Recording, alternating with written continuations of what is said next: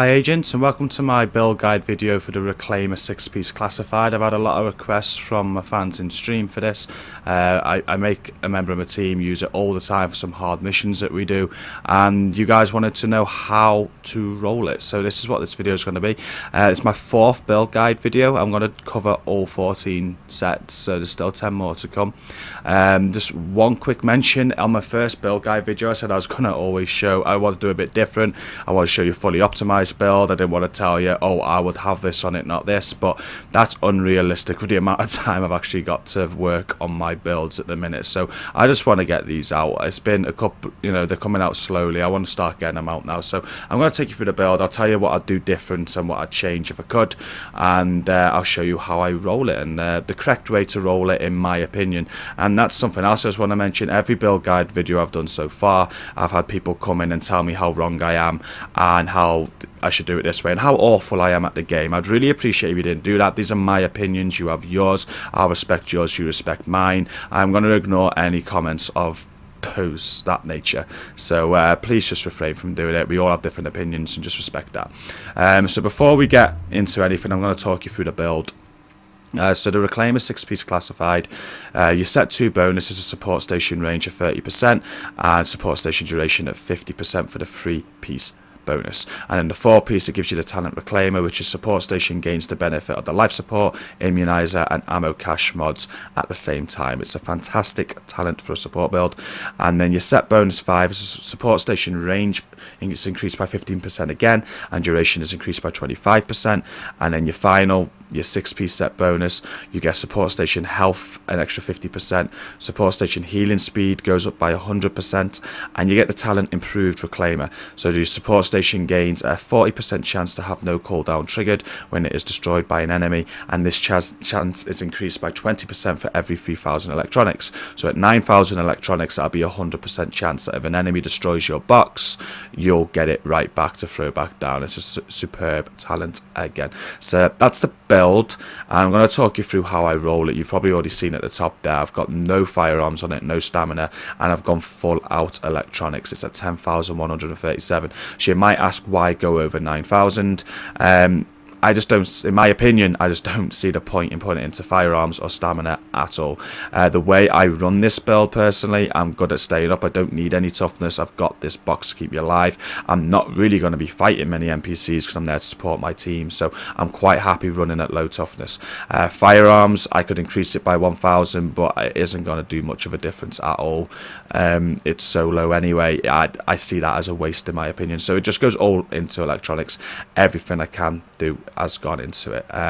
You might have different thoughts on that. I know people do run with a bit of extra stamina or a bit of extra firearms, but yep, however, each to their own, however you do it. But this is how I do it. The guns I run. Now, the guns I've picked here are based on the build, not hitting hard at all. So I'm not going to look for like the house or lightweight M4 hard hitting weapons. I don't see the point in it. Not when I've got these 2 weapons. The Midas is my primary and the Caduceus is my secondary. Now the mods on this, I'm not really going to, well, I'll show you, but I've not really worked on the mods there, just whatever you want really. And the rolls, I've not rolled them. As you can see, commanding's locked there.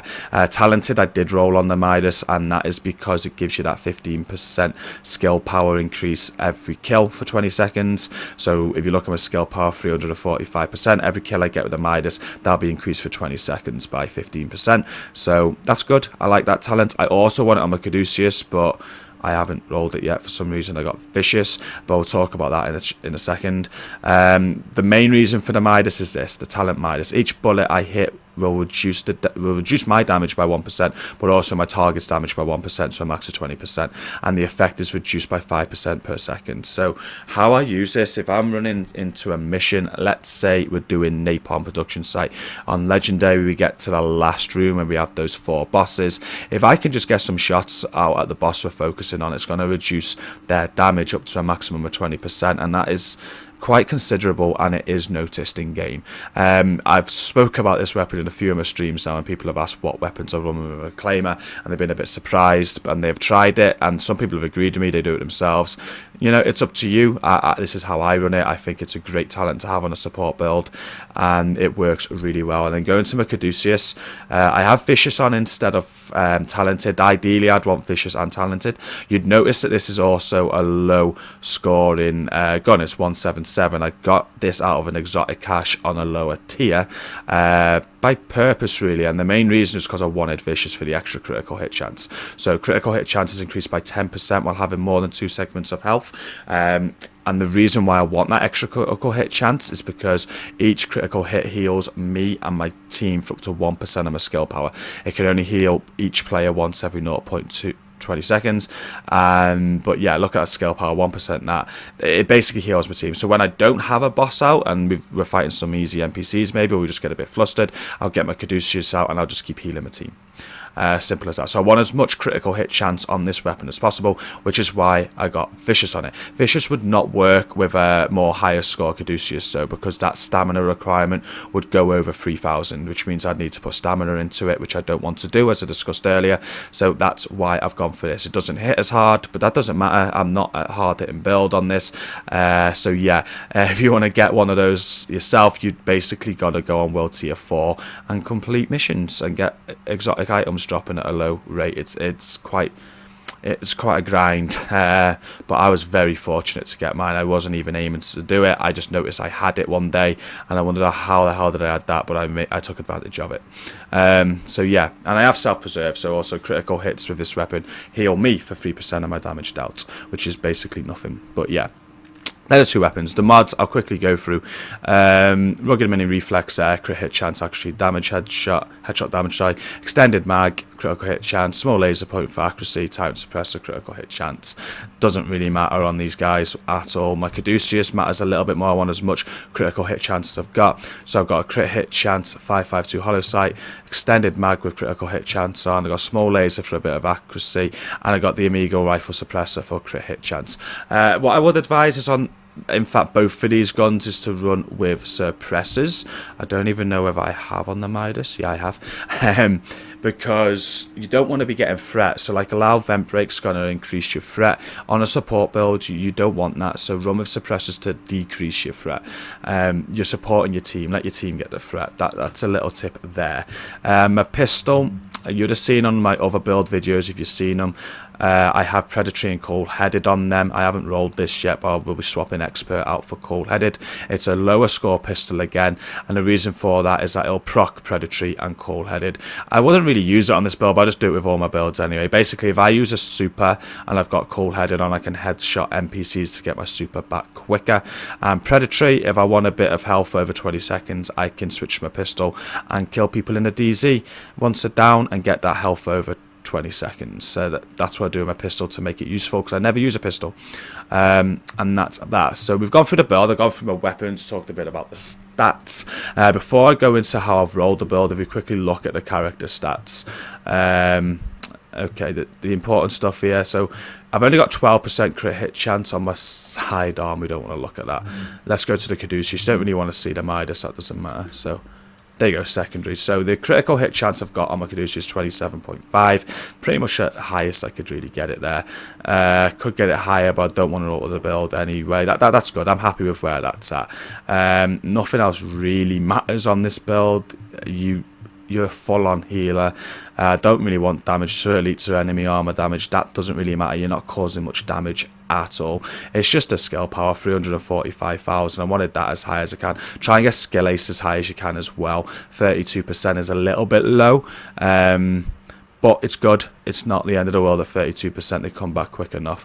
And that's it really that we need to look at there. So now the build, the bit you want to see, guys, how I roll it. So my Reclaimer vest is obviously rolled to electronics. I've got health on it, skill haste and ammo capacity.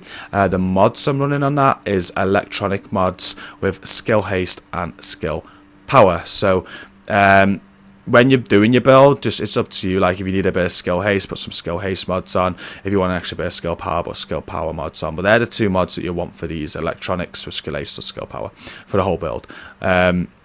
And yeah, that's how I've got my vest rolled. Every single piece, as you'll see now, the ventilator is rolled to electronics. So my mask is electronics. I've got skill power rolled on. I've got blind, deaf, resistance on there as well. The mod I'm running there is an electronics mod with 3% skill haste. And then my knee pads will be rolled to electronics. I've got skill power rolled onto it. I've got disorient resistance, damage to elites, and shock resistance. If I could change anything about that, I'd probably remove the damage to elites and put something else on, because I don't want damage to elites on this build. It's not a hard hitting build. So it's the only thing I'd change on that piece there.